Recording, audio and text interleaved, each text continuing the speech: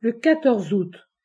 Bien que je sois exténué, car ces 7 derniers jours Monseigneur a utilisé mes forces avec exubérance, à telle enseigne qu'il ne m'en reste plus, j'éprouve le besoin d'ajouter, à la fin de ce carnet, une note qui vous sera peut-être utile. Je la place ici délibérément, car maintenant que Paola a lu la dernière vision, ce cahier ne sera plus lu par personne d'autre que vous. Je vous ai parlé et écrit sur le feuillet que je vous ai remis le 11 juillet, de ce qu'il m'arrive de voir les personnes, non pas selon leur aspect extérieur, mais pour ce qu'elles sont réellement à l'intérieur.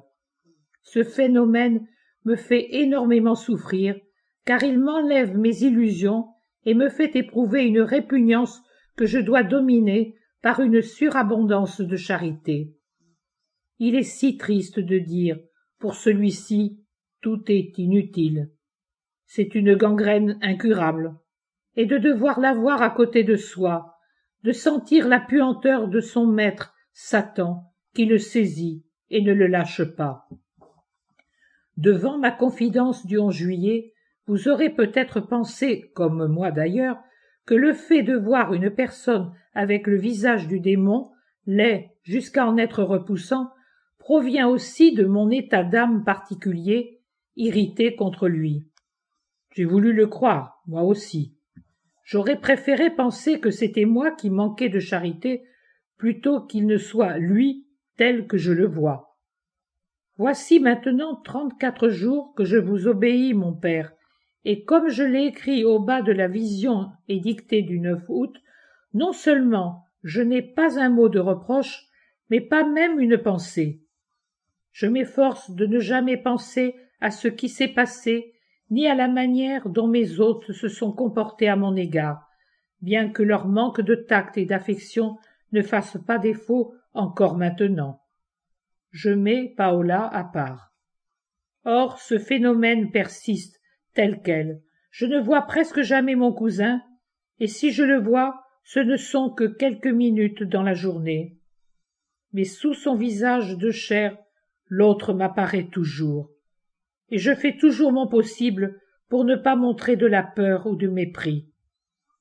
En outre, je vais vous dire que Paola et moi avons eu beau mentionner la beauté des dictées depuis un mois, l'heure de Gethsémani, dictée le 6 juillet et tout le reste, il n'a plus demandé à les lire.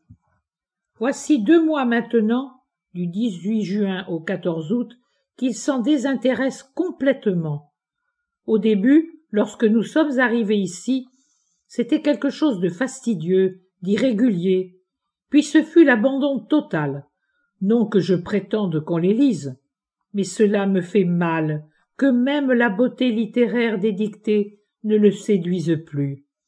J'espérais que, grâce à la beauté, quelque chose passerait, et que la beauté servirait à faire pénétrer ce qui est sain, mais au contraire. Voilà pour lui. C'est une sensation très vive, très nette, la plus nette et la plus difficile à dépasser. En ce qui concerne les autres, qu'ils soient de la maison ou non, cela persiste. Mais, heureusement, personne ne se trouve dans un état aussi pitoyable, si bien que mon âme souffre moins de sa connaissance. Cette souffrance est double.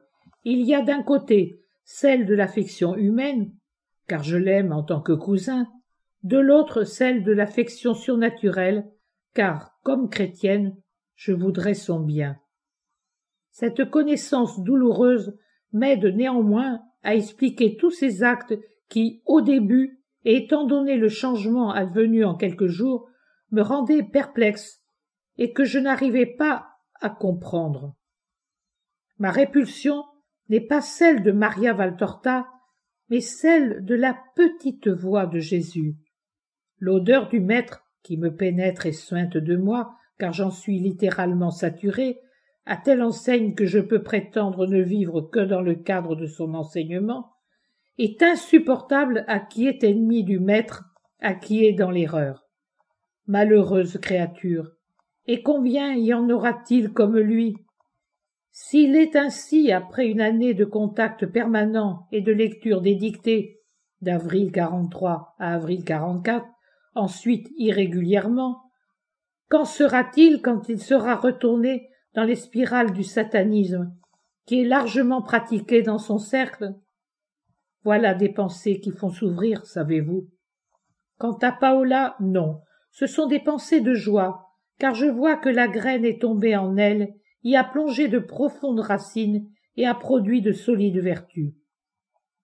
C'est fait, et en avant. Jésus a dit qu'on ne doit pas prétendre sauver tous les gens. Je ne le prétends pas, et j'avance.